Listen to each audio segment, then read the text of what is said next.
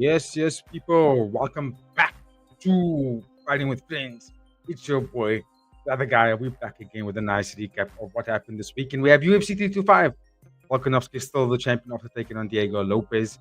And we're covering that reacting to that fight card, as well as One Championships 140, which was the Friday fight card that took place last Friday. Banger of a fight card, broke the records, most amount of finishes in a single fight card across all promotions. Or at least for one championship, but I don't think I can never recall a promotion that had so many finishes on a single fight card. And there were 14 fights on this fight card, by the way, and nearly every single fight ended in a finish. I think all but two fights. So that's absolutely amazing. I think only that's 12 fights with finishes. So we're going to get into that. First, I'm going to start with UFC. Obviously, before I get into that one, please drop a like, share, and subscribe to the channel. We are boosting. We're up really nicely. We're getting that much closer to 2,000 subscribers.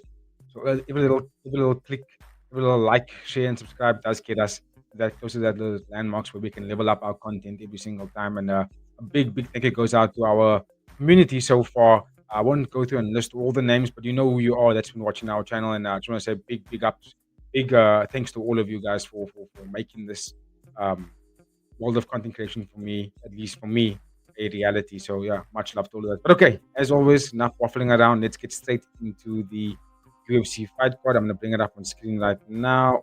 Bang! And what we're gonna do is I'm just gonna reflect on the performances and then also talk about who I think these fighters will be fighting next, the winners and the losers of the fights. Mainly for the main card, actually only for the main card because that was obviously the part of the fight card that we were watching, did our live on. But okay, main event.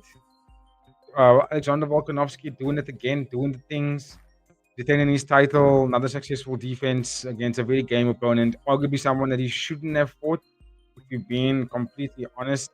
Um, I personally felt that maybe the fight with Volkanovski with Diego Lopez should not have come so soon. I feel that when Mighty Mouse made this point last week during fight week, I actually like, you know what? That's actually very true. I completely agree with him there. Not saying that Diego Lopez is not on the level and never will be on the level.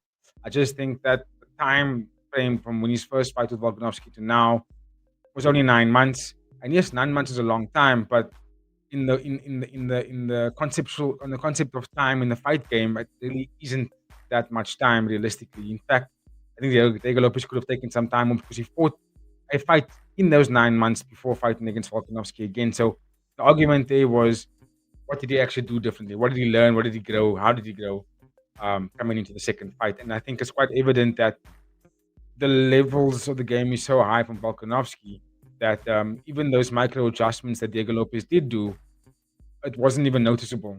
That's how much Volkanovski has stretched himself ahead of the competition in the featherweight division. Over the course of the 5 rounds, I personally felt it was a shutout. I thought he won every single round. I think in the first fight, there was one round you could give to Diego Lopez, and that was the third round. But in this fight, I don't think there was a single round where Diego Lopez won. I think there were moments in some of the rounds where, especially in the later rounds when we got to championship rounds, he got aggressive. He got a little bit aggressive, and he needed to get the back because he was down every round. Right? Every single round one, round two, round three, Volkanovski just pulled himself ahead by outlanding Diego Lopez, navigating the fight where he needed to go with literally just footwork and a jab. Footwork and a jab forced Diego Lopez to basically become the word we were using on stream was hypnotized. He was snake charmed. Volkanovski was literally just in front of him like this the whole time, and just forced Diego Lopez to fall into a sort of hypnotism where he couldn't really do anything. And what was surprising was he didn't actually cut him off, or at least shoot for his own takedowns. And there was something that he said in his corner. I didn't get the privilege of hearing this in the corner when they were watching the live, but I liked it. Mike Dimas put it up. Um, that Diego Lopez was saying that he has to watch out for Volkanovski's grappling, and that's probably why he wasn't given so many hips away, or why he wasn't so hyper aggressive to get his own takedowns, to get these shots back. One thing I found disappointing from Diego Lopez is that he didn't utilize different weapons to cut off the movement from Volkanovski. And Volkanovski did was, if he's going to cut off my left side, I'm going to go to my right. If he cuts off my right side, I'm going to go to my left. And I'm going to keep doing that to stay away from whatever Diego Lopez is going to throw at him. And it worked for 5 rounds. And even to the point where Volkanovski could choose at will without any concerns when to push the pace went to attack heavily and went to keep the distance and keep the movement and keep the recovery and it was just looking very one-sided. Sorry, one-sided play. It was just Volkanovski the whole time. And for me, I said this on stream as well when we were doing the live. And I watched the reaction video from Mighty Mouse, and he said the same thing. And that was, we didn't see enough. You don't just, you didn't just, he wasn't cutting off Volkanovski by not only establishing his own jabs, and attacking aggressively to the angle which Volkanovski is moving. He just followed him, and I thought what would have been a good idea was to maybe blast switch kicks, blast leg kicks, low kicks, blast body kicks. If Volkanovski's circling to his left, you blast a hard right body kick. You force him to react to that. You force him to realize, okay, I can't just step this easily to my left, circle to my left, away from the power hand. You know what I mean? You can't just do that the whole time. And if Volkanovski slips to his right, because now he's getting blasted with body kicks, and he has to obviously block that, or maybe run the pipe or shoot the takedown. He's now, if Volkanovski is circling to his right, Diego Lopez could switch left body kick, bang, bang, basically keeping Volkanovski in front of him. Not taking pictures and watching him and throwing out a jab, and then getting countered with the over and right over your jab, or to watch him circle to his left. Then you maybe throw a right hand, but then get countered again with a jab right, left body shot into an overhand right again.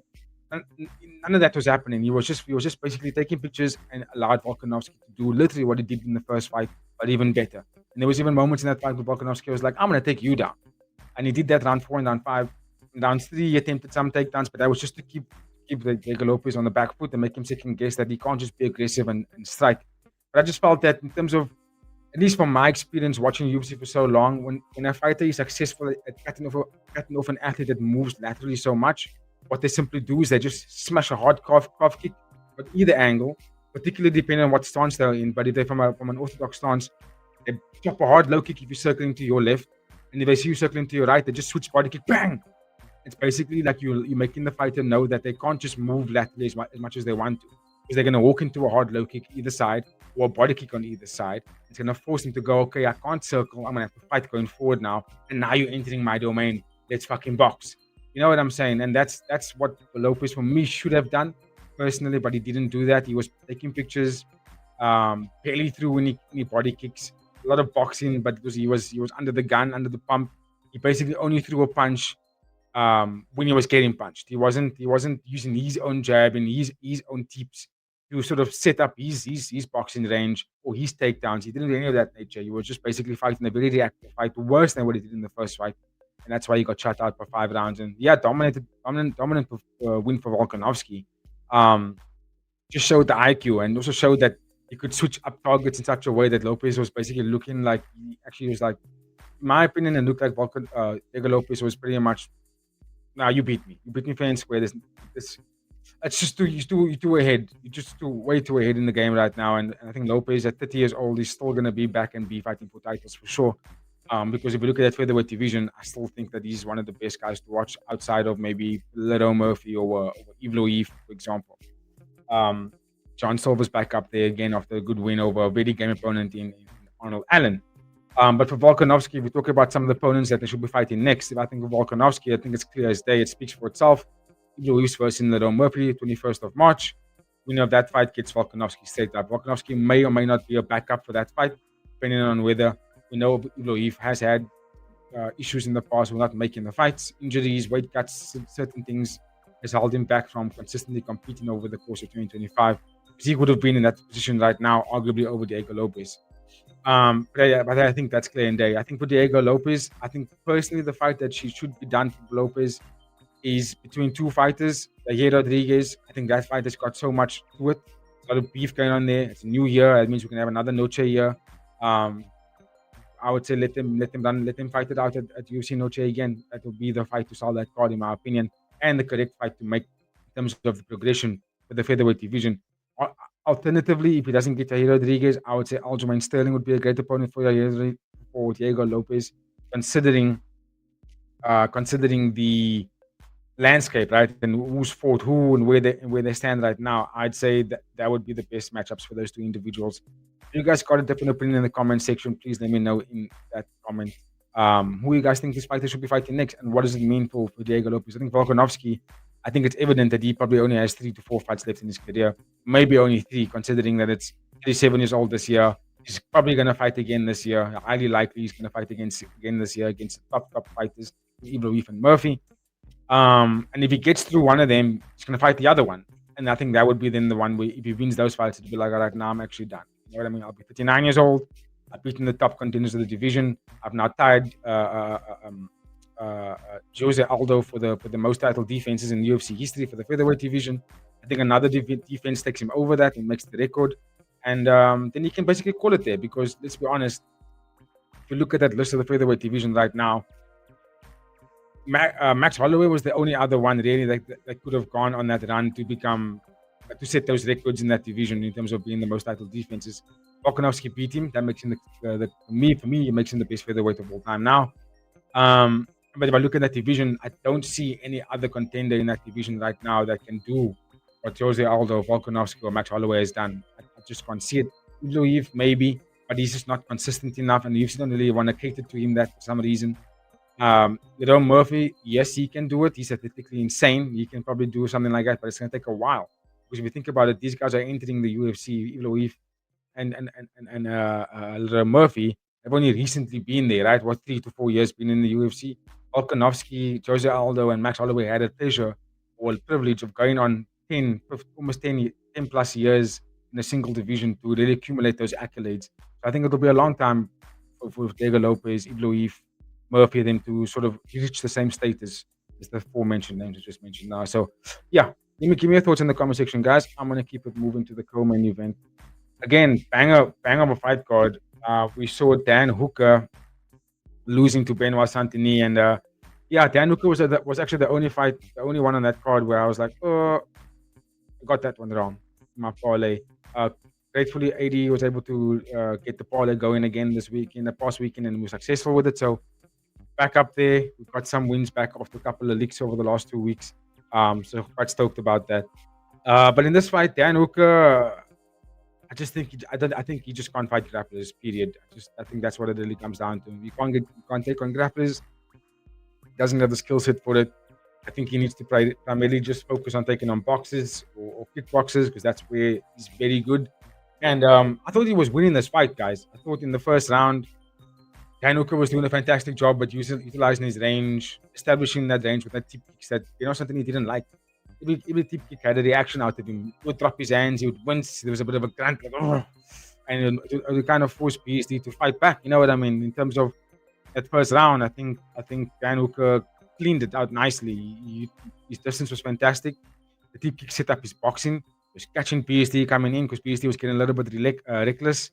And then and that was the story of that first round for like 4 minutes of that round, and then you could see in the last minute of that first round, PSD got super aggressive and almost relentless to the point where he was giving Dan Hooker zero space to operate, forcing Dan Hooker to chase, forcing Dan Hooker to move backwards, move laterally, and to avoid the takedowns because PSD was coming in aggressive with punches, leaving his defenses there gone, just striking, shooting. And every time he was shooting, Dan Hooker would maybe fish for a nice guillotine choke, but never really enough to secure it, even a dash choke, if you will. But PSD trained really well, rolls out of it, gets out of the guillotine choke with the dash, if you will, forcing him to separate, get back to their feet. And then PSD doing what PSD does, bro, the God of War kind of stuff, where as soon as they got back to their feet, there was no like back to our feet, right? Measure, get our stances back. As soon as they got back to his feet, he just went down, walked forward, threw punches, and shoot for takedowns again. And basically, we're just forcing Dan Hooker to be on his bike the whole time, which is a very exhausting exercise to do. Second round, it was literally rinse and repeat the same thing from PSD. Got on his bike, got super aggressive, hunted Dan Hooker down, took him down, just beat up on him. I think there's a moment in that second round where Dan Hooker shot for his takedown and got reversed. PSD on top. Gets into mount position, could have gotten a triangle, could have gotten an arm triangle, if you will. Had various ways to finish that fight. Shot for I think there was a good attempt for a Kimura lock because Dan Hooker's hand was there. Shoots for that, goes for that Kimura lock, but doesn't get it successfully, but stays in mount position and just starts beating up on Dan Hooker with some massive elbows. And Dan Hooker wasn't defending himself really well. One would argue that Dan Hooker in the past fights through stuff like that. He really does. He fights through uh, moments on the ground. But I think at 35 years old, which is not that old, by the way, but I think at 35 years old, going through all the wars that he's been into, perhaps and just perhaps Dan Hooker's body can't hold up anymore. And because I saw a little bit of a quit in him. I saw a little bit of like, because he was shelling up. He was shelling up and he wasn't moving hips. He wasn't trying to get the opponent off. He wasn't doing, there wasn't a lot of, uh, there wasn't a lot of, what's I'm looking for? Not hasty. There wasn't a lot of, not even determination. He didn't show us that there was this deep desire to get out from bottom there, not give BSD any moment of time to get comfortable in that mount position. You know what I mean? Even if you have to give up the back or something, but just get this man off you. We didn't see anything like that. He just shelled up and took that punishment. And for me, that is a sign of an individual that is considering maybe I can't do this anymore. He is of the old guard of like the Dustin Poiriers and Gaethjes of the world, where again if you look at his history, he's just gone into wars where the body has just taken so much damage. Perhaps Dan Hooker is considering the next phase in his career, right? Maybe he's thinking about coaching, maybe he's thinking about opening a promotion, got the YouTube channel with his daughter, Zoe. He's got the Dan backyard brawls. There's other opportunities for him here to stick in the industry of fight game, but not necessarily getting beaten up so much anymore. And also losing to someone like BST, who is the next generation, right? He's 28 years old. Or I think he just turned 30, excuse me. That for me is like with Arman Sarukian and those guys, Ilitaporia, the youngins of the division still. I say youngins, but the ones that are next, the ones that are now we're going to carry and set the blueprint for the next generation. BST is in that argument there. So I think losing to someone like that, Dan Hooker was really surprised that he even got the shot, considering that BST was on a 3-fight win streak, ranked number 8, now 4-fight win streak, coming up to the top 5, calling out the top 5. Dan Hooker probably realized this is an opportunity to get back in there. If I lose this one, surely I'm only going to fight down the ladder here, right? And that for me is a sign when a fighter speaks like that, they're thinking about maybe that's it for me. And he did say he's not going to go on a title run after this. So it's like, there you go. You know what I'm saying? Maybe Dan Hooker is considering 1 or 2 more fights, and then I'm hanging up the gloves. BST, guy's the limit right now. I think he can call his shot, and he did that in his post-fight interview, pulling out the entire top 5, which leads me to potential matchups for these next opponents, right? So when I have BST versus the loser between Max Holloway and Charles Oliveira, I say that because Gaethje is the interim title, and he's probably going to fight against Ilitaporia when Ilitaporia comes back. But because he's coming back only literally with half of this year, which is going to be after 6 months, right? So Rukin will probably then get Justin Gaethje. But then that leaves Oliveira and Holloway. They fight each other in March. The winner there probably gets the shot next, or at least gets himself back to number 1 contender spot. And then the loser would have to then fight against BST, in my opinion. Got Paddy the Baddy, but I don't think Paddy the Baddy will make such a quick return. So I would say, personally, I would say BST will, in my opinion, it would be a slap in his face if he doesn't get any of that top 5. And I'm going to exclude Paddy right now because Paddy had the opportunity. He lost against a top opponent. Paddy was still being around there. And that even may be the fight, considering the landscape, considering the timeline of this year and who fights when and what, right? But I think BST makes a strong argument for a top 5 contendership, and it doesn't have to be Paddy, because I think him and Paddy are pretty much in the same boat. So I would say give him a nice test, nice top test. And I would say deserves the loser of Max Holloway and Charles Oliveira. And then Dan Hooker, on the other hand, like I mentioned earlier, there's a chance where he might only have 2 more fights left, right? And I think that would be down the ladder. Renato Moicano will rematch with Michael Chandler, considering both of their age. And if he doesn't get them, there's obviously Manuel Torres. I think that's a very, very good opponent as well that can come up there. But I think realistically, he'll probably get Renato Moicano as like one of his last dance kind of fights. Because who else would be game? Only other people that will be game would be someone that's new to the division or new to the rankings, right? Like a Manuel Torres, for example. Rasiam, those kind of guys are out there. You could even get Dan Hooker could even get Fiziev as like both of them, considering this could be our Indian fights, right? Strikers versus striker, and would be a good favorable matchup for both of them, and a good selling point considering that that's where UFC is going, selling out big cards, entertaining cards. So I think Yeah, Renato Moicano or Michael Chandler would be a good opportunity for him. Or gatekeeping vibes, and he fights. Or he could get Benil Darush, but that's the landscape for Dan Hooker right now. I don't think he can fight anyone else outside. He can't fight upwards, and he has to fight. He has to fight down. He already beat Mateusz Gamrot, so it's like he has to go down, in my opinion. Um, you let me know. Let me know your thoughts in the comments about that one. Who you guys think these guys should be fighting next for the UFC career? But big performance win for Benoit Anthony. We'll keep it moving, guys.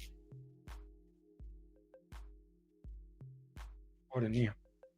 Okay, this one caught me off guard. I did pick for Ziev to win, but not in a parlay. I didn't actually put down any picks for this fight because of the unknown factor that when you have such two top strikers, it's really difficult to actually justify how and who would win this fight. Just difficult.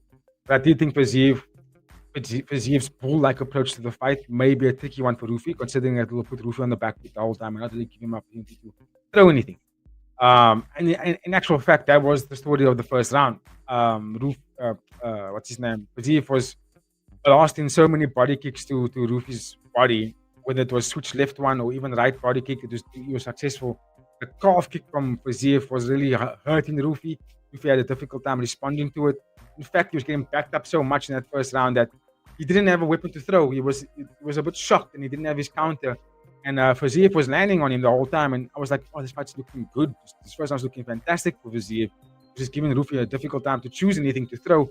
However, in all of those exchanges encounters in the first round, Rufi did consistently land a jab. He was consistent with that. And it was bouncing Faziev's head back consistently. And I was like, you know what? I see Faziev landing on this guy. And you could see it was hurting Rufi. Rufi's face didn't look very good in that first round. It was like, not by the punches, but the way he was reacting to it, the way he responded to this was like, like shit. Why am I giving up these spaces? Why am I showing him these targets? You know what I mean? And Faziev was just landing big stuff. But like I said, in all those exchanges, every time Rufi did land a jab, it basically bounced Faziev back, and Faziev would be aggressive and get forward again. But I just felt that those jabs may actually lead to something, and it did. It did in the second round, because then towards the end of that first round, not only was that jab successful, but Rufi started getting comfortable with the right hand counter. He found it. He found that counter, and it was actually getting Faziev backing up towards the last minute 30 seconds of that first round. I was like, okay, it's starting to get successful with this. I still felt Faziev was comfortable, and I still thought Faziev was using his pressure really well. And I thought, okay, he's going to get the job done here over 3 rounds, as I thought. I never thought this fight would actually end in a finish. And you might find that crazy because they're both powerful strikers, knockout artists. But usually when you get such high-level knockout artists up against each other, sometimes it cancels each other out because they're such good fighters that the fight will usually end in a decision because neither guy gives up that moment where you can actually land the big bomb because they're such good strikers. But Rufi was very sharp with his counter striking. I thought in the second round, the jab was landing again, and he actually had some of his own calf kicks, and that forced Faziev to get super aggressive. And actually, when Faziev came forward to switch body kick switch left body kick, when he did that, he stepped forward and ran straight into a right hand, right straight counter. Because what happened was when Faziev, he's normally an orthodox fighter, but when he throws body kicks, he does switch body kick. And then when the body kick goes, it brings him back into his orthodox stance. So he would go forward. But when he does that switch body kick, the left hand comes down to create that leverage.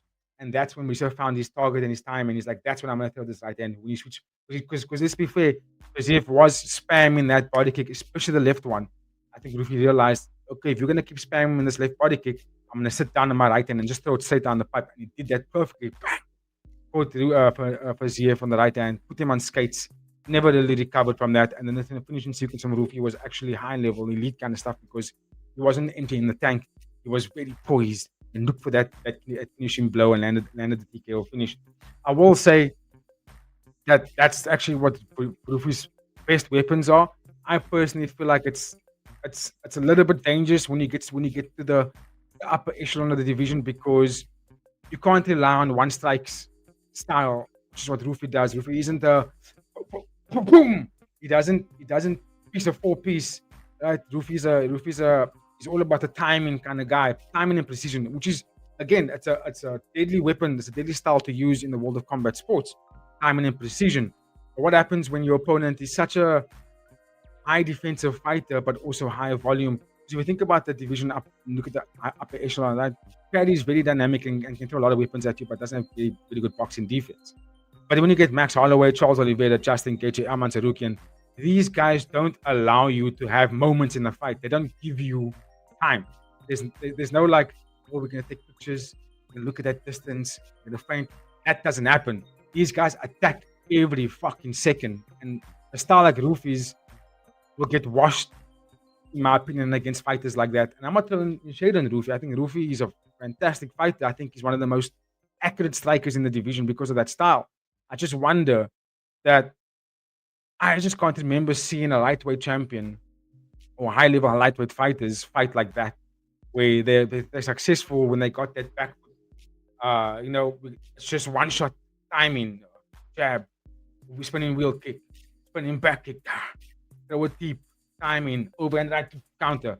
Those can work, right? But if a fighter like Max Holloway, for example, that's popping out jabs and kicking oblique kicks and high kicks and deep kicks and timing you and just and then just making you react to like 15 different shots before you can even throw your first one, or Oliveira that just comes in you like a freaking lion and he just walks you down and then he throws a hard right and poof, wraps you up, and then it's like now you're in this snake-like kind of fight you don't want to be in. Arman Tsarukyan, and it's just overwhelmingly relentless. I mean, BSD did it to him, and BSD is not even top 5 yet, and BSD was able to do that to him, and he had difficulty with it because if you do that to someone like Rufy, he's just not going to get the time to do what Rufy does because the fight is not going to let it. It's just not going to let it happen. And that's why I get worried for Rufy. But again, throwing no shade to the man's performance, it was just high-level stuff against a high-level striker. You have to give props to that. He gets the bonus. Arthur was a fantastic performance. That right straight was putting Rafael on all kinds of skates. You never see Rafael like that. He actually dropped him, but he popped back up and just fought back like a gangster. In this fight, Razif just never recovered from that right hand. And even though he was running back, trying to get back to his feet, he just did not have the recovery. And that just shows you that it just shows that Mauricio Rufy's timing and precision is just you have to give it the respect because that will fuck you up. Well, so yeah, well done to Rufy. Let's talk about some of the fighters that they could be fighting next. So for Mauricio Rufy, personally, he has to fight up now in the division, right? And I've got on my notes here. I've got Mateusz Gamrot, considering that he's still ranked number 7, or Paddy Pimblett. I don't think he's gonna get BSD again. Not right now. BSD has made that gap. They will meet each other again, I think, because of the age. But that's only when the older guard sort of shifts out and they enter that top 5. I think they will fight each other again. I say Paddy the baddie because Paddy just took a massive loss against top 5 contender, which means Paddy the baddie can only really fight outside the top 5 right now. So that's Mateusz Gamrot as well. That's a Dan Hooker, maybe. You know what I mean? It's those kind of fights that the Paddy the baddie is going to fight against. Or even Mauricio Rufy. There you go. That's what I'm trying to say, right? And I know Renato Moicano is there. They might even give Rufy or Renato Moicano, depending on where Moicano is. But that's kind of where I think Rufy fights. That's his next bracket. But I feel like it's gonna be either Gamrot or Paddy, considering the notoriety of Rufy, right? The fans freaking love this guy. I think the UFC will accommodate that. And that's probably why you will get someone like Paddy or Gamrot, considering Paddy's recovery. But if he doesn't recover, I think Rufy didn't really take much damage in this fight other than his left calf on his left side. He can come back within 3 to 4 months from now and he can get someone like Mateusz Gamrot. Gamrot is still willing to come back at that time. Or if Paddy's recovered by that time, he gets Paddy. You know what I mean? Or Dan Hooker. We don't know, but I think Rufy does guarantee something like that going upwards. That's why I think he fights next. For Rafael Fiziev, it's now a 2-fight losing streak. He beat Bahamundes before. I think he needs to fight down and he's Benil Darush. But what I actually have written down in my notes is Manuel Torres. I like our local. I think he's also getting a good rise to the top of UFC's lightweight division. Not quite there, but because he's in the rankings right now, I think a fight against Rafael Fiziev only makes sense. If not Rafael Fiziev, a fight Rafael Fiziev against Manuel Torres makes a lot of sense. But if not Manuel Torres, there's Parasiam. I think that's a good fight as well. I just don't think Rafael Fiziev at this point now guarantees top 7 opponents. I think he's going to have to fight where he's ranked number 10 and down. I think that's just where it's going to go for him now. in his career. And I'm sad, bro, because I like Fiziev. I think it's a fantastic fighter. I think he's a fun guy. But it is MMA, and I think that you got outstuck by a striker, and I think a wrestler is going to be more of an item matchup for him. So I just don't see him getting back to that top five, not anymore. Not at this stage in his career, considering that the other contenders around him and of his age are looking fantastic and well-rounded. So yeah, I think Fiziev, unfortunately, he's going to be around, but he's going to have to fight down the card at this point. You guys know what the comment section is. Let me know who you guys got for Fiziev and Mauricio, who they should be fighting next. I'm gonna keep moving, boys, to the heavyweight bout, which actually upset me on the fight card. I'm not gonna lie, because this is also one of the fights that actually killed my parlay, because I had this fight not going the distance, but it went to the distance, and that kind of bothered me. But yeah, what I make of this fight in particular, very disappointing all the way, considering who they were. I thought in the first round, I thought Taito Iwasa did a good job of being aggressive, but never really garnered a lot of success in that first round. I think Teixeira did a fantastic job at utilizing his range and height, and he was cracking Taito Iwasa really well. He even made Taito Iwasa think about takedowns. I thought it was smart, considering that Taito Iwasa was getting aggressive. But it looked like to me that Taito Iwasa fought this fight as if this was his last opportunity. I saw a look in his eye, and I saw a fight style that looked like an individual that wasn't chasing down a title, but someone that was just trying to chase down a victory. Someone that was trying to prove to themselves that they can still fight. That's what I saw. Because Taito Iwasa in the past, when he was chasing down titles before going on that five fight losing streak, he was fighting as if that he believed that he was going to become a champion. So he fought with a lot of confidence and a lot of I don't give a fuck. He fought like that. He fought like I don't give a fuck. I'm going in there and I'm gonna punch a hole in your face. Even if you hit me, even if you kick me, I'm going to give you all my might. I'm gonna hit you with everything I've got. And in this fight, I just didn't see that. I saw someone that was cautious to not lose, but desperate to get a win, but not desperate enough. Now, in the third round, yes, I'll give him respect. He did that. But when I saw Taito Iwasa shooting for takedowns on an opponent that can't even lift their hands because they're so tired, I was like, why is Taito Iwasa doing that? You need this win. You need this win in your hometown. And you give this guy the fight by shooting for a takedown in the third round. And trying to hold it there. I was just like, nah. That was a sign for me that Taito Iwasa realized that I actually have a life outside of this. And I like my kids, I have my family, and I like barbecuing. I like my life outside of this. I'm gonna go and just do that instead. That's what I saw in this fight. I saw he may not have retired in the ring, in the octagon in this last fight, but I think he's gonna make that announcement. I just don't think Taito Iwasa can see a clear path to world championship anymore. And then he's gonna probably ask himself, do I still want to do this? For Teixeira, he's still young, but I think he's got to really learn to do a lot more. It was only a 3-round fight, and he got tied off the first round. He was gassed, but the wrestling kept him safe, and that's why it guaranteed him the win, because he got the takedowns and he landed more strikes with those takedowns. That gave him, because he bagged the 2 rounds quite significantly, gave him the win.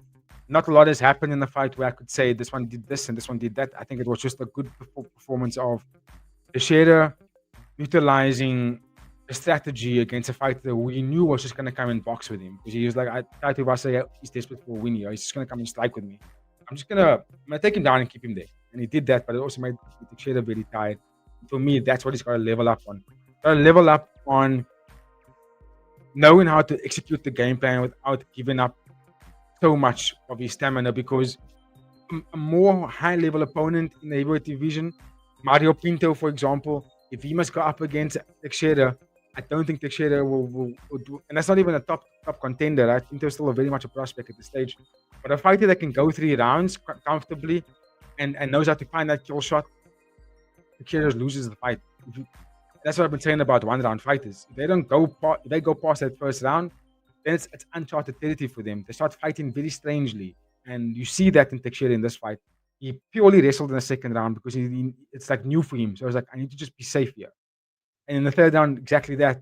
I can't even think of a damaging shot that he threw in the third round to end the fight, because he was so tired and he was just in survival mode to not really give up this fight.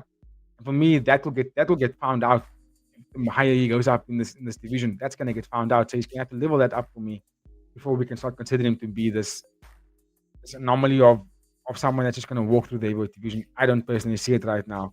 He's gonna have to do so much more, which brings me to the next opponents, and I will say for Taliesin Teixeira, I would say that maybe progressively he's got to go up. He can't just get someone big again. So I would say like a Shamil Gaziev, who just came off a loss against Waldo Cortez. I think that will be a good test for him. And again, I say Mario Pinto, guys. He's undefeated. He's 11-0. I think Teixeira might also be undefeated, if I'm not mistaken. Or did he take a loss? Derek Lewis, yeah. He only lost one fight. So he also was on a 10-fight win streak before that. And he's young. I would love to see that fight to kind of see who would be the prospect to be invested in by the UFC between the two guys. I got Mario Pinto more realistically. And then for Tai Tuivasa, if I'm being completely honest, I would consider him leaving the sport rather. He's still young. He's only 31 years old, 32. He could still do it, but I think going on a 6-fight losing streak, I don't know if that's going to happen. I think the UFC might cut him, and I think his mind will be more comfortable with just getting cut, to be honest with you. But if he is still around, he could take on a Mick Parkin. I think a Mick Parkin fight would be a good thing considering where he's landed in the UFC right now. But to be completely honest and more realistic, it's probably going to be at his best interest and the company's best interest if Tai Tuivasa just parts ways and maybe goes to a different organization like One Championship, for example, PFL, Octagon, maybe. But I think maybe his best opportunity for me for Tai Tuivasa is quit the sport and fully invest in cooking with Volk. Try and brand out there with him, do some partnership with him. I just don't know if Tai Tuivasa has got the mindset to continue to do this anymore.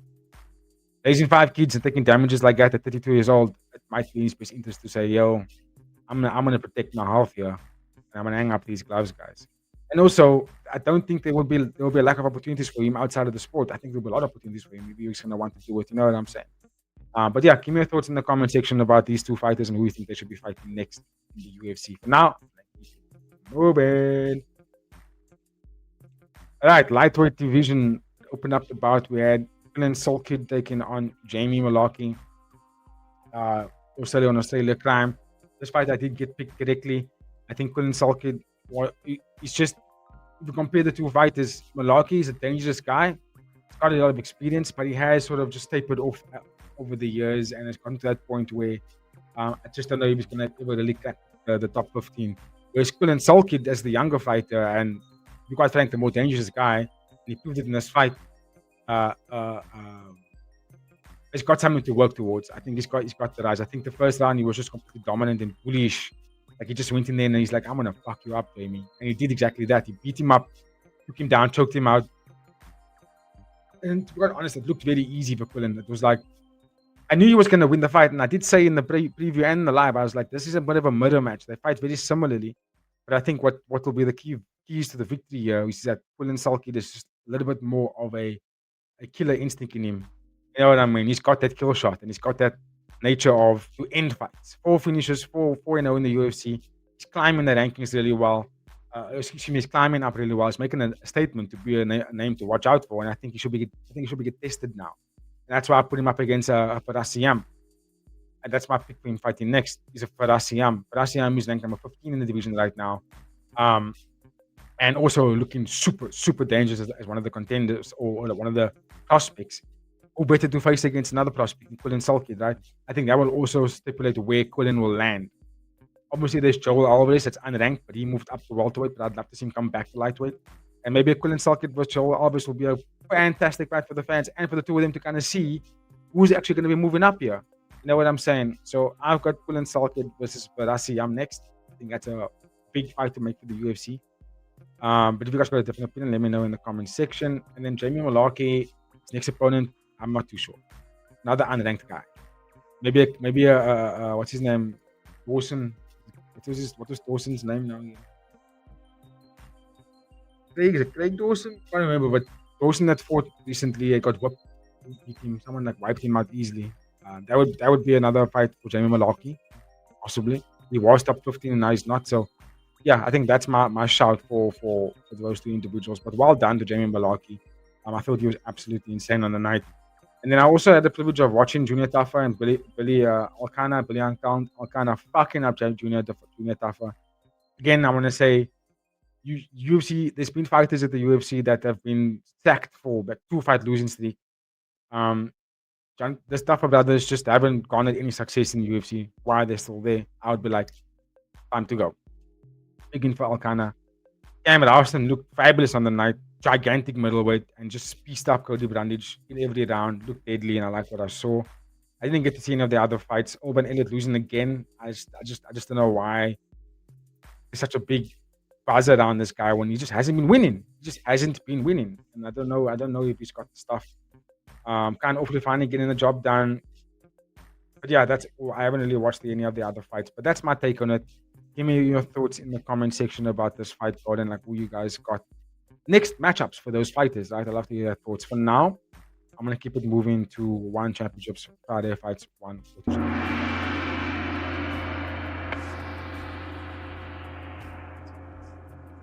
Let's get that on screen for you, and then we'll talk about these one Friday fights. 140, like I said, that broke the record of most finishes on a single fight card. Just madness all around. I'm not really going to talk about the potential matchups next, just because we don't really have access to the rankings of one championship yet. Hard to find the rankings, which is makes it easy to sort of justify next guys. Normally, what I would do if I don't get rankings, I'll click on fighters' names to go and look at their past fights, so I can get more access to some of the guys in the division. But you can't even do that on the website right now. So it's hard for me to sort of look back and see who this guy should be fighting next. But I can talk about some of the fights, which is mad. And I'll start with the main event, which was Kong Chai taking on Toi Lin Tet from Myanmar. And this was a fantastic fight from start to finish. High level guys, by the way. These are some of the fighters in the strawweight division that don't have a contract and could easily be beaten up contracted fighters. That's how good they are. I mean, they're both very young, 23 and 22. Conquest 22, 23. But I did think in this fight when I did the preview, and this is one of my picks on the fight card as well. I had Kong Chai winning this fight every round. I thought it was just going to be more technical than Toi Lin Tet. And we look at Toi Lin Tet's losses, for example, Sam A, who's also a southpaw striker, get difficult to it. Toi Lin Tet just had a hard time dealing with someone that's technically sound that can piece him up from different range, not just take pictures, right? What Kong Chai did fantastically in this fight was, again, typical Kong Chai, left body kick. Toi Lin Tet struggling to find the rhythm on it because he'll go body kick, he'll go high with it, and then he'll throw a left straight and then go inside low kick with it again. And Toi Lin Tet just didn't find a range for it. He couldn't settle. And also, if we look at the style of Toi Lin Tet, it isn't high volume combination kind of style. It's a little bit like Mauricio Rufy. It's a bit of a one punch kind of thing, and a jump forward into an elbow and get out of the range, and then throw a right hand, but throw it in a way that's not the traditional stance or traditional technique. It's very unorthodox. It comes from a very different angle that you can't really predict from, right? But because that style is like that, although it can be unpredictable, you can kind of predict it because it starts with a dart. You can see Toi Lin Tet's feet set it up. You can see it set it up. If Toi Lin Tet's boxing with you, it's because you're making him go backwards. So he's looking for sharp counters. But if Toi Lin Tet if you're not backing him up, then he's just going to stand there and dart forward with an elbow, or dart forward with an uppercut, or he's going to jump forward with something strange at you, or flying knee, but he's not going to walk you down and teep and low kick and jab, circle, jab. He's not doing that shit. He's just going to jump forward with one move, and that makes him a little bit easier to read. So the best thing what you do to someone like that is put them on the back foot. You put them on the back foot, they fight reactive, and they go back to their default setting. And what is Toi Lin Tet's default setting? It makes him get his wins. When he walks back, he counters you with something strange. You walk into an elbow, you walk into an uppercut, you walk into a jumping knee, you walk into a spin back fist or a spinning elbow. That's how he's getting his finishes. So Kong Chai was like, if I put him on the back foot, he's going to fight reactively. I can time that and I can put him up for every single round. And he did exactly that. And what Kong Chai did well to deal with the spins, to deal with the unorthodox movement, was body kick, low kick, walking forward. When Toi Lin Tet does the cow catch and walks forward for an elbow or an overhand or something, which is what he was doing, Kong Chai would simply just step off to his right, go overhand left, attack him every time with a bang. And they didn't like it. It rocked him twice in the third round as well. So he just didn't have an adjustment to what Kong Chai was doing to him, which was basically just backing him up, keeping him fighting on the back foot, and he didn't have an answer for the leg kick. He didn't have an answer for the body kick. And whenever he didn't want to, whenever 20 didn't want to get on the offense and attack, he walked into an overhand left. So Kong Chai for me just did a page out of Sam May's book, just put the hurt in him, the elbows, and then whenever 20 would throw his elbows, Kong Chai would just go, he'll just block it, elbow, and it was brilliant, bro. He was just so locked into that fight. There was no moment in that fight in any of the rounds, and Kong Chai had to struggle. He was just too defensively sound, and also his offense was in such a way that the Toilentet didn't know how to defend and then countered it. He was just getting pissed up every time. So big performance for Kong Chai against a big opponent in Toilentet. And then I know he didn't get the contract, but that's because he has to go on a bit of a run. But he does have a lot of fights in the division right now. And also he has a lot of fights on Friday fights. So he's there. He's there. He just needs another big win. I think a fight against Chat Payak, one of the Ondash brothers again, definitely put him in that bracket to get a contract. I think he's that close to doing so. But he's still young and he's got a lot of time on his hands at this stage. But I do believe Kong Chai is very, very close to a contract. Toilentet did the same thing, but now he's on a 2-fight losing streak against two big names. He's gonna have to get that success back. So he's probably gonna get some other names that's in one championship store division, like a TI or don't really put off my head now. I think of different names. Again, I couldn't put my notes together too much with the rankings because I don't have access to it. But there's a lot of fighters that fight in this division on the night. And I'm sure if I look at the list, I can point out easy for you guys who you would get. But Toilentet is definitely going to hang around for some time. And it's a great performance from the young man, both young men. Well done, Kong Chai. So main event, we saw Sanrak beating Pacquiao, second round KO in the bantamweight division. Big win for Sanrak. 2 wins, 2 finishes. He's looking very good. He's looking better than he's ever had before. And I've watched a lot of Sanrak's fights, and he always wins, but he's winning by outlanding you, whether it's on the back foot, on the front foot. When he was on the back foot, he's just going to kick your body a lot. He'll kick you, and then wait for you to commit to something, and then he just clinches you up, buys the clock down, and then breaks up, and then starts body kicking you again. And you know what I mean? He just stays active defensively as well. But in this fight, I thought he fought to have this fight against a taller fighter, probably a very powerful guy as well. I mean, more powerful than him. Pacquiao is very young, but he's a strong fighter. And sometimes Pacquiao doesn't have the best defense when he goes forward because he relies on that durability and that aggression and that bigness about him. But he walked into a fighter that was technically better. And it sounded like not only did he get the knockout with 2 left straights, but he was also breaking up the body and the leg. And he just had Pacquiao's hitting miss. And dude, Sandrak is fighting 10 times better than he ever has in his last couple of fights. And that left straight showed me that not only is he being aggressive going forward now, but he's got the power. He's starting to find the shot. He's starting to find the target. He's becoming dangerous, and he's becoming a name that is starting to become undeniable for one. He's getting bonuses after bonus. This card, there was lots of bonuses on this fight card. And I think he's that step closer to a contracted fight. And again, bantamweight division, Muay Thai is stacked. Like, I think Sandrak is good. I don't know if I can just yet believe that he can beat the top 5. He's just not yet there.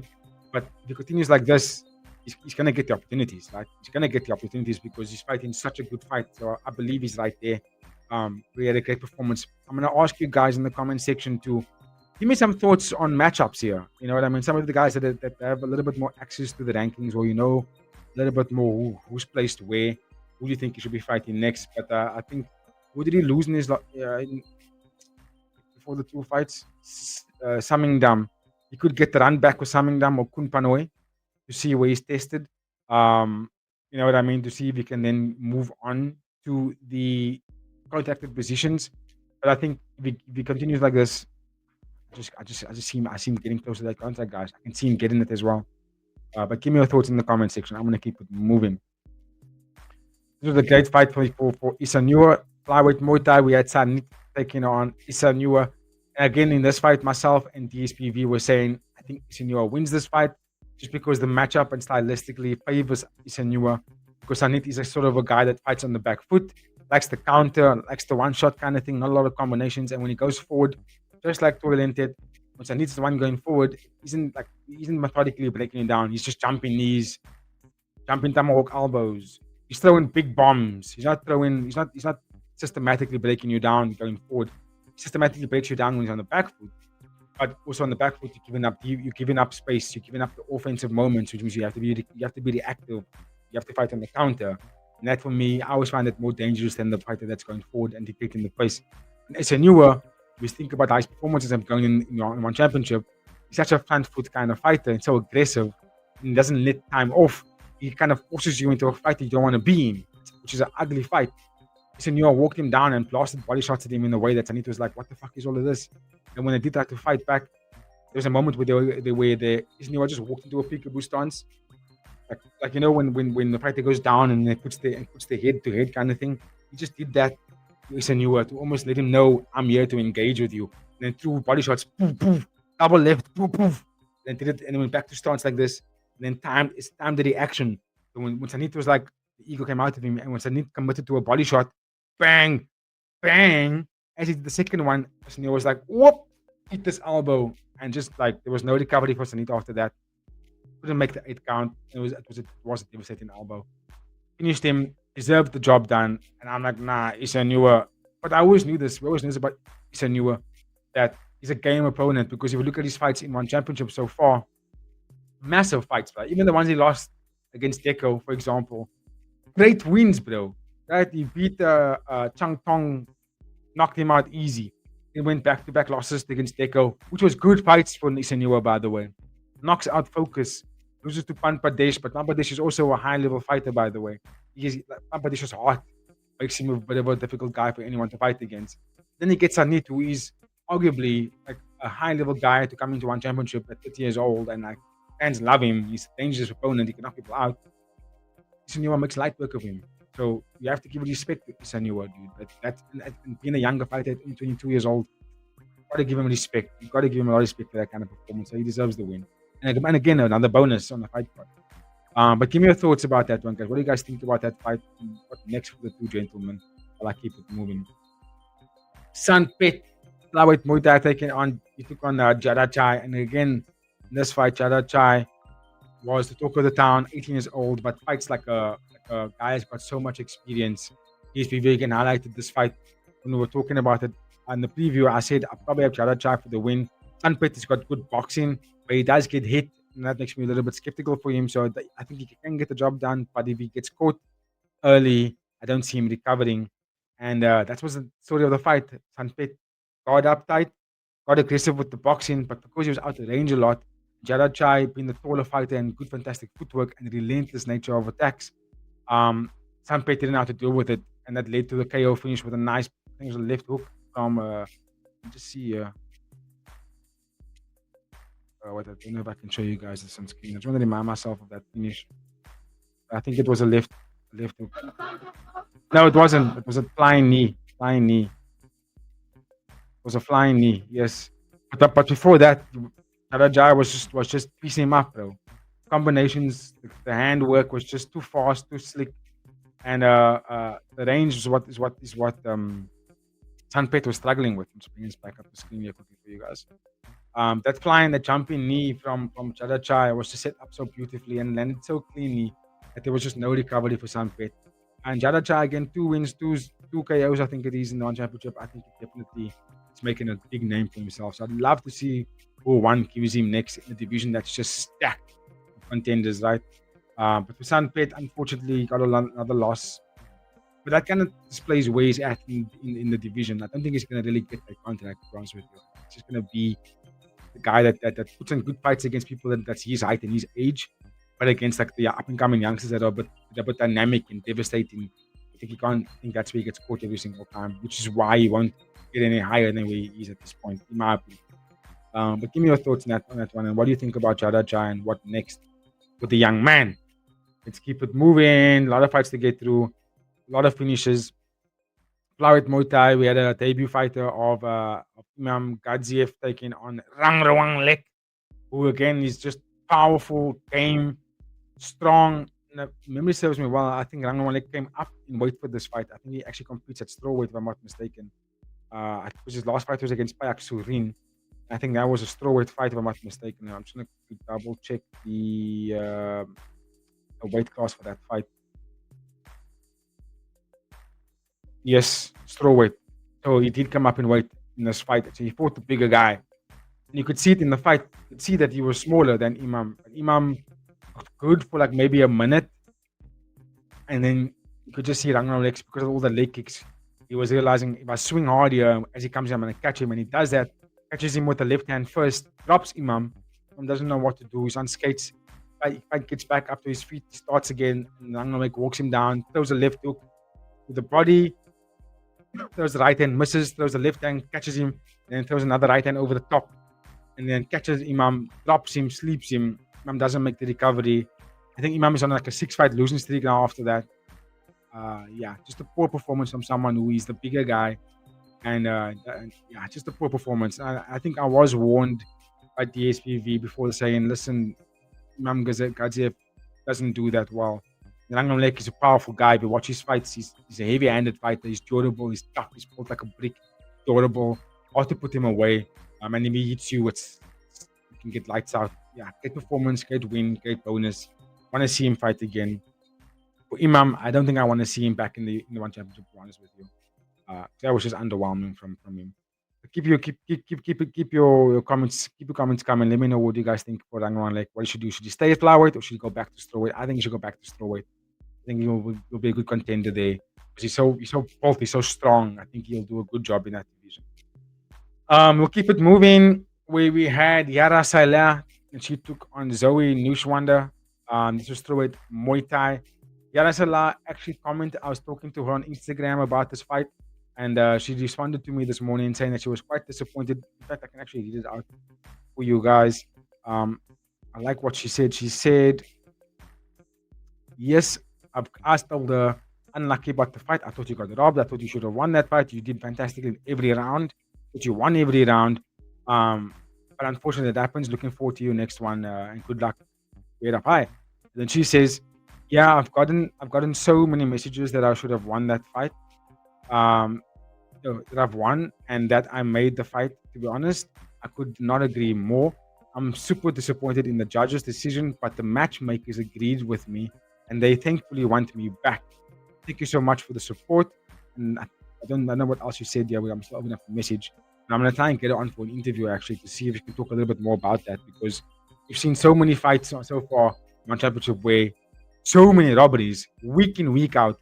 I don't think there's a single Friday fight squad where there hasn't been a robbery. This is a robbery every single week now. It's becoming a problem. So I want to get some insights more from the fighters' mindsets, what they feel like when they get these poor decisions. Because to be quite frank, I did think it was going to be a difficult matchup for Yara. I did think so, but I also picked it to win. Reason being is because the only thing I found difficult for her would have been how would she deal with the power. Because Zoe, let's be frank, is both. I feel like she's weight bullying in this division. She is massive for strawweight. Right? She's tall. Shoulders are out here. Her abs are, her midriff just looks so stacked and built like a fucking rock. Her legs are big and she's got so much power. Look at Fight Club. She doesn't throw a lot of combinations, but she's got that movement where it's like she will take your shots and she'll just tag you with one big one. She reminds me of Sagat from Street Fighter. They're super slow. The movement is slow.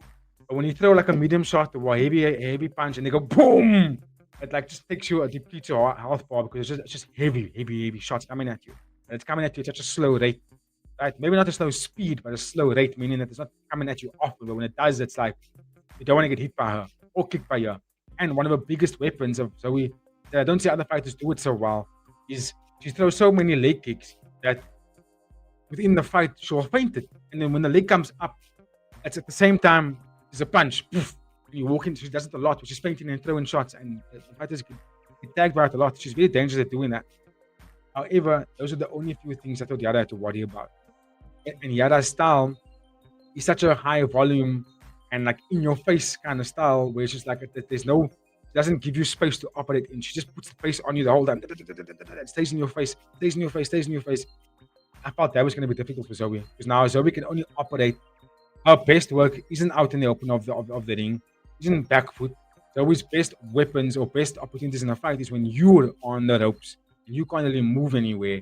And that's when Zoe is the most devastating. But when she's out in the middle and going on the backwards, you can actually beat her. You can beat her because she doesn't really throw a lot. And because she's carrying such a big frame, she can't really be so elusive. She can't. The frame doesn't allow it. She's just a one-punch kind of gal. So that means if you put her backwards and you stay in her face the whole time and make her defend a lot of stuff, make her explode her nervous system or overload it, she's not going to react well to it. And that's what Zoe was doing. And that's what Yara was doing. Excuse me. Yara was on her every fucking round, piecing her up, throwing elbows, spins, body shots, cut Zoe open, beat the shit out of her for 3 rounds, guys. And Zoe fought hard. They were toe to toe. Like Zoe also hit Yara with some big stuff, but never really put Yara backwards enough to show us that Zoe is dictating the pace of this fight. Never. There was never that moment in the fight. Yara was dictating the pace every single round, putting it on Zoe, backing her up, landing big shots, cut her open, spin on her ass. You know what I mean? And Zoe got kicked. There was a time when Zoe's nose was bleeding. She got cracked. Big stuff from Zoe. Yara got cracked with a big shot on her nose. There was a moment where she got backed up, but Yara just turns, cuts the angle, bang, bang, bang, bang, bang, walks her forward again, and now Yara's back in the zone. And there was never long enough periods where Zoe was dominating. There were pockets in the fight. In each round, there were pockets where Zoe was cracking her with some big stuff, but it wasn't long pockets. There wasn't like the dominant amount of time in each round where Zoe was winning it. It wasn't. In fact, Yara was winning a lot of those rounds, and also a lot of portions of the round. If you break it down for timing and who's actually winning those time, the damaging shots and like ring control and like dictating the pace on the front foot, that was Yara. For 3 rounds, she was doing this. So the result was pretty weird. The result was very weird. It caught everybody by surprise. I fucking hated the result. Not that I had money on Yara. I just thought that it's that kind of decisions that makes me feel foolish. Makes me feel like I don't understand what I'm watching when I see that kind of results. If you got a result like that, and you've got millions of people watching live in the comment section saying robbery, and you've got other fighters saying that's robbery, and then the fighter herself feels like, yo, this is a robbery, and then the matchmakers are saying it was a robbery, and like, what the fuck, my bro? It's like astonishing the sport, in my opinion. It's making fans feel like they are illiterate and they don't understand what they're actually watching, and it's just robbery. And Zoe also didn't even celebrate it like she knew she won. And if you're basing the rhetoric on damage, yeah, Zoe's face was brutalized in compared to Yara's. So yeah, I just think that was a big robbery. But I'm happy that Yara got information back from one championship to tell her, listen, we want you back. But I feel like keep her there. I think she can be a good name. I will say this though. Now we'll highlight something that Yara didn't do enough for me that maybe would have changed the trajectory of the fight. Was because Yara's such a boxing heavy fighter. Even her calf kicks was there. She was chopping Zoe. Zoe didn't fucking like it. She hated those calf kicks. You could see it that disrupted the movement. She must keep those stuff there, Yara. But what I want to see do more is, because she's such a boxing heavy striker, let's see some body work. Let's see it up the body. You know, let's see some eliminate the fucking sternum. Take away the gas tank from someone so much taller than you. Zoe defended the body 0 times in this fight. She didn't bring the guard down once because I never attempted to hit her there. And I thought, yo, you can clearly see Zoe's guard is up here. She's got that typical Muay Thai stance. So her mid-drift is open for you to fucking blast a deep kick at her. Mwashigiri. You can blast it to her. You can throw a nice, you go in there and you right and left to the body. You can really let Zoe think about it. So what Zoe had to worry about was a low calf kick, and she had to worry about some shots to the head, like a Padaja strikes. And then a spinning elbow, and maybe an elbow up in the clinch, which is a lot of weapons to worry about, but it's only a head target and a leg target. So we only had to worry about defending her face and the lower and her calves. That was it. That was all she had to worry about. You know what I mean? But so if Yara had to maybe give her like oblique kicks and body kicks and body shots, then coming up to the head. Now she has to worry. Now Zoe has to worry about different targets. She's like, oh, now I have to actually defend a lot of stuff, and now I have to move my defenses around a little bit more now because Yara is actually attacking so many things. You know what I mean? Because Yara was so successful with the front foot. She was so successful going forward, and backing up Zoe a lot of the times in that fight. I just wished that when she was backing her up, just rip the body, 2 shots, boom. You know what I mean? Make her think about that shit. She didn't do that, and I felt like that could have also added to the motivation for her winning the fight. Maybe that's what it counted against her. But I don't think Zoe did enough damage to make her win that fight. And also unanimously, nah, it's pathetic, judging. But give me your thoughts in the comment section, and also who you think Yara should be fighting next. So we got the win, but it was an underwhelming win. I don't think the one champion's going to consider her. But for Yara, and it's always ranked. She's top ranked in the world. Ranked number 10 in the I think WBO BC, and then also there's another one. She's another champ. She's a champion. So she's high level and RWS. Like this woman she's top ranked in the world right now, and it would be good for one champion to keep her around. But Yara took her out, in my opinion. So you should actually give a lot more praise and investment in someone like Yara. But give me your thoughts in the comment section, please, chat, while I keep it moving. Pepsi took on Pet Muang Det, two debutants on the night flyweight Muay Thai. Fun fight. Pepsi was super aggressive in the first round. Actually got the knockdown in the first round, dropping Pet Muang Det. I think it was a right hand. And looked very good. Pet Muang Det came back up. I will say this, when the fight was going, when the first round ended, I think the first thing that came out of my mouth was Pepsi punched himself out. So he was so aggressive to get that finish that we got to the last 30 seconds of the first round. Pepsi was throwing slower shots. The pop wasn't there. Pet Muang Det could walk through it. He didn't even have to defend it. And I could see there's no more volume. I mean, there's no more energy in Pepsi anymore. You can't put in more power in his shots because he was just wailing with actually poor technique, by the way. And that's why it resulted in him getting KO'd, because in the second round, Pet Muang Det just fucked him up. Just like boxing hard, different angles, changing up the techniques, changing up the angles, and just the barrage of strikes was really hurting Pepsi so much that it led to the finish, to the KO finish. Pepsi couldn't get back up to his feet. It was a beautiful knockout from Pet Muang Det. And also, I think the best thing I liked about Pet Muang Det was how brilliant he was at getting back up from being knocked down and actually regain and recover himself so fast to get back the finish for himself. And I think both these guys are quite young, so they're probably going to see them come back again with that kind of performance. But sheesh, the biggest takeaway from me from this fight was the ability from Pet Muang Det to recover. I got the finishing sequence. I think that's only because Pepsi was nowhere. He was too tired. He had no defense. And so that the barrage of strikes coming from Pet from all these different angles was going to lead to the finish, which is impressive, right? But I think the biggest thing about that was the ability to recover. That was a key thing for me. I thought that's something to pay attention to of the young man. His recovery is on top level. Just quickly want to see. You can't.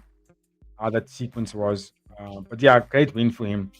Then we had Antar Kasim. He took on Hamza Rashid. Again, DSPV calling this one. And I was inclined to agree with the pick, to be honest. But I went with Antar Kasim because I thought Antar Kasim was going to be able to be crafty enough to deal with Hamza. Right?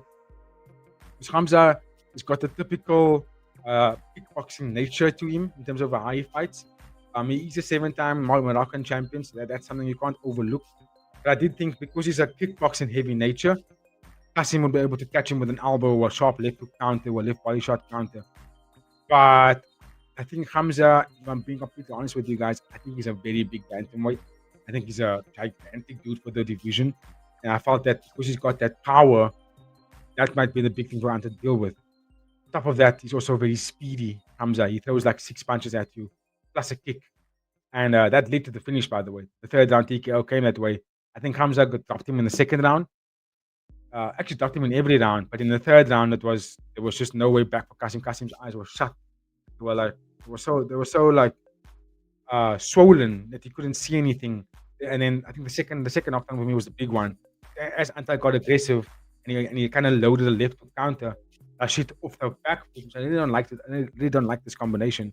But he was off the back foot and threw a high kick. Boom! Left hook circled out of the way. Kasim got dropped.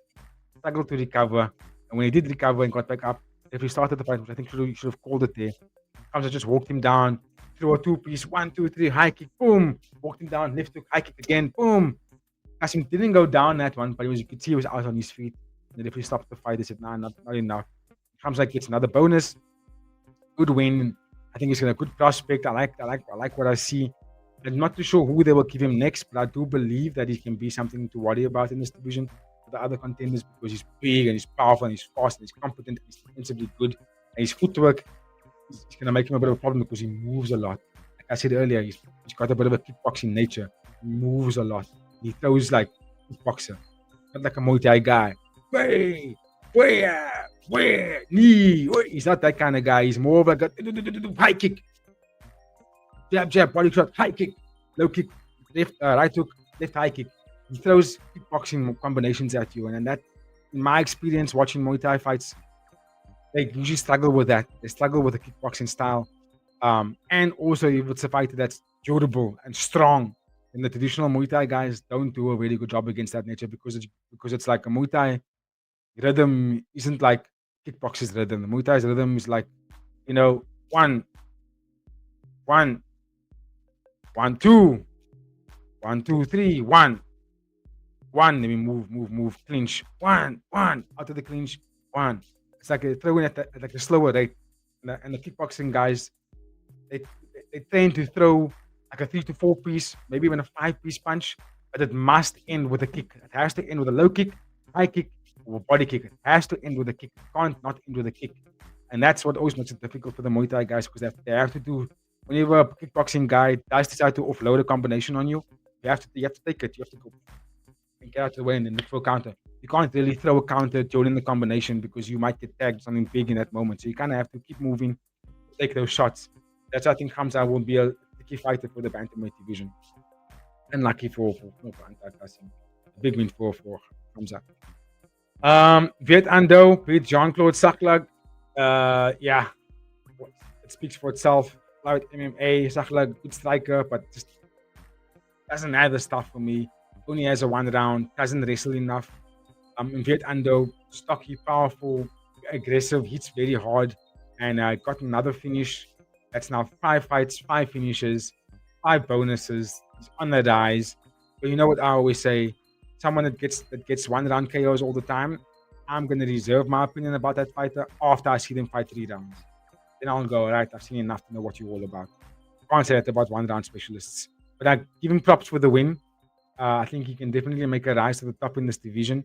But he's gonna have to first face someone that can deal with his striking and someone that can put him on the back foot and make him defend takedowns, make him defend clinches, make him struggle, make him worry about a tip or an up kick to the face. Someone that can really put him in decisions or put him in positions where he doesn't get the privilege of just throwing the left straight and getting the KO. You know what I mean? So let's see who he gets next. But I'll reserve my opinions until I watch him fight 3 rounds.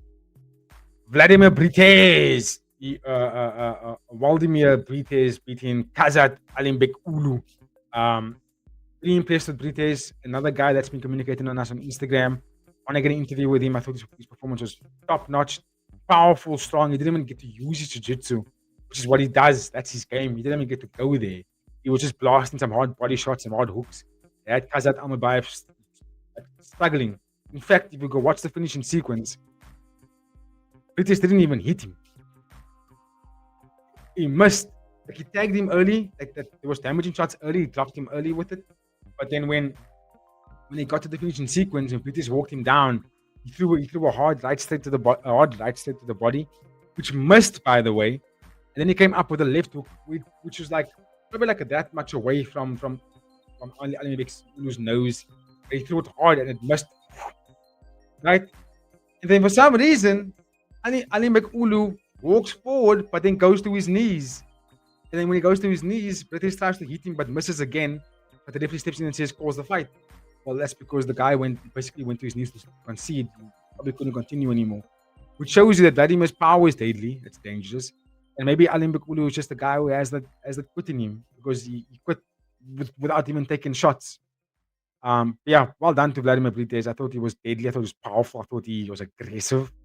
He wasn't scared for any of the wrestling from Alimbekulu. And I think I want to watch Brites fight a lot more. I really do. Now I can understand why he's this considered prospect to come out of South America right now. Dude's a beast. Dude's absolute beast. And I thought this was going to be a tricky fight for him because Alimbekulu's taller and he's an aggressive wrestler. But it didn't even have to go there for Brites to win the fight. He just plowed right through him with a lot of body shots. Just too strong and too aggressive. So well done. And bantamweight MMA seems to be the fun division in one championship right now. So I'm quite happy to see someone like Brites enter the fray. But give me your thoughts in the comments, please, while I keep it moving. Chen Jai, Jai fought against Hiroki Naruto. And yeah, Hiroki Naruto killed the parlay early. I thought that Naruki Naruto has got a lot to learn. I think he's getting exposed now. Jai was doing a good job at taking his time, working the jab, working the boxing in there. And he knew that it's almost like he knew that Hiroki was gonna get tired. Like he knew Hiroki didn't have anything for him because Hiroki, again, like I said earlier, I don't like one round specialists. I like fighters that can go 3 rounds, 5 rounds. I enjoy that because they are high level fighters. Hiroki Naruto isn't that guy. He's still young, 23 or 24, right? But he has this habit of becoming sloppy and he just like wails every single fiber into his shot to the point where he'll even throw himself down on the ground if he misses the shot. I don't like that. I find that infuriating actually. Like if I was his coach, I would fucking shout at him, like, what the fuck are you doing? What are you doing? I even slap him in the corner, like, no, what is this bullshit? Where are the fundamentals? Where are the defenses? Why are you just letting go of all this bullshit and putting every single thing into your shot?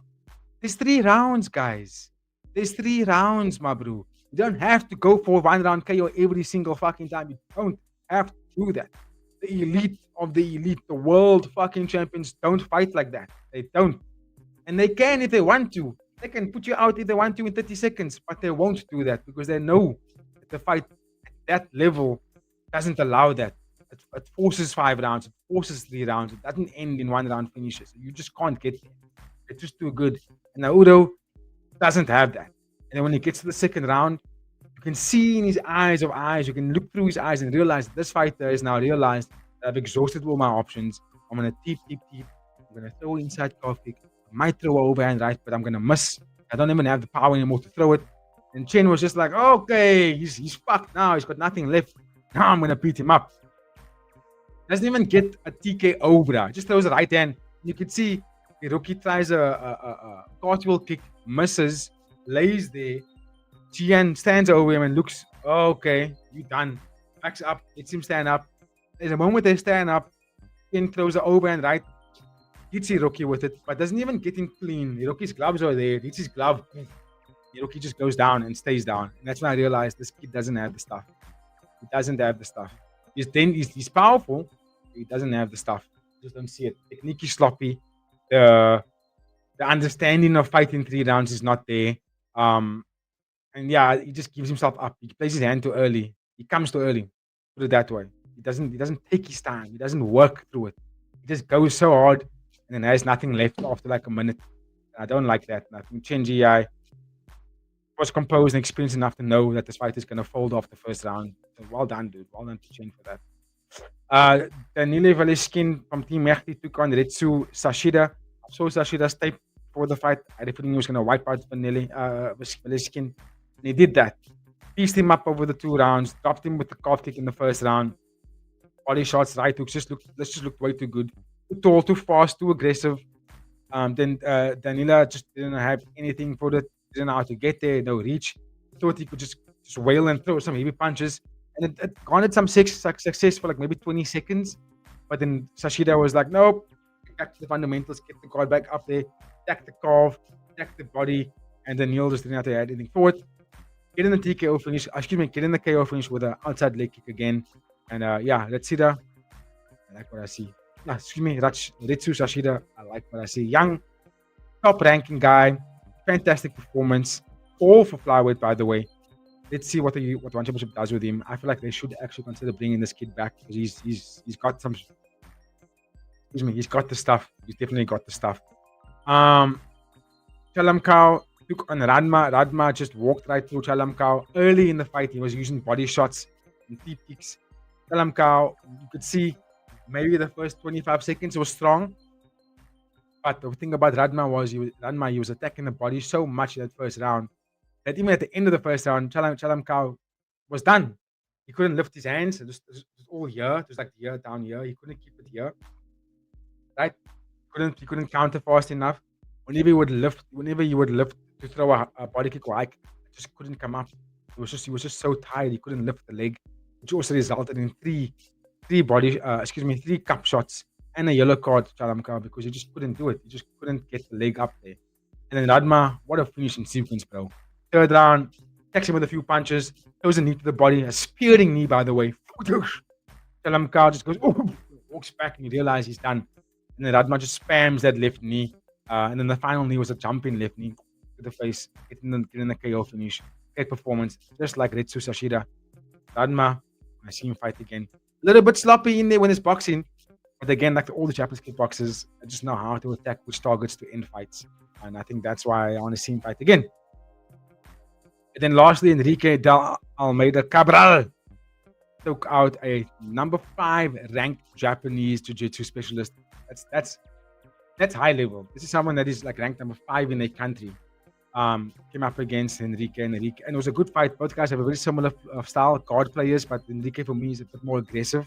So I thought he was going to win the fight. He did that. He was aggressive. He didn't allow Koki to get comfortable in the guard. And then once they both locked in ankle locks to sort of now move, both fighters got catches, 2 catches each. And that forced them to scramble towards the last 4 minutes of the round, scrambling for those ankle locks. But then Enrique got his one in a little bit more tighter and cinched up with a bit more leverage, which resulted in a tap from Koke, and he got the win and the bonus. And I want to see him fight again. If One Championship is going to be persistent with keeping MMA and Jiu-Jitsu on their fight cards, Enrique is one of the guys I'd love to see fight more. So let's see what happens there. That is my time, ladies and gentlemen. Thank you for watching. Please don't forget to like, comment, share, and subscribe to our channel. We'll let you know what you're going to expect for the remainder of this week before I conclude the episode. We are going to be releasing, tomorrow will be our preview for the UFC fight card this weekend. On Wednesday, we normally have our parlay episode, but what we're actually going to do on Wednesday is give you guys an interview with Jack Sear, who made his debut this year against Shoya Ishiguro in the, I think it was flyweight jiu-jitsu. So we have an interview with Jack Sear. We are currently working on an interview with JDB, which will also most likely to be also on that Wednesday with Jack Sear interviews. So keep a lookout for that. Then on Thursday, we'll be doing our preview of One Friday Fights 141, as well as a parlay episode for the weekend. And then on Friday, we're live for One Friday Fights 141. And then we may or may not be live for UFC on Sunday. I'll have to look at the card again to see if it's warranting time for me to get up. As I see it right now, I see we've got Mario Batista and Oliveira Vinicius in the main event. Albazi, Kyoji Horiguchi, Elton Almeida, Lizasek Mont. Yeah, I don't know if I'm going to be waking up for this at 3 a.m. to be honest with you guys. So, I don't think there will be a live on Sunday. But I will watch this fight card back, obviously, and then I'll give a recap on the Monday. That's what you can expect from from Fighting with Friends this week. But from myself and the Fighting with Friends team, you guys must have yourself a fantastic week ahead. Cheers, everybody. Take care.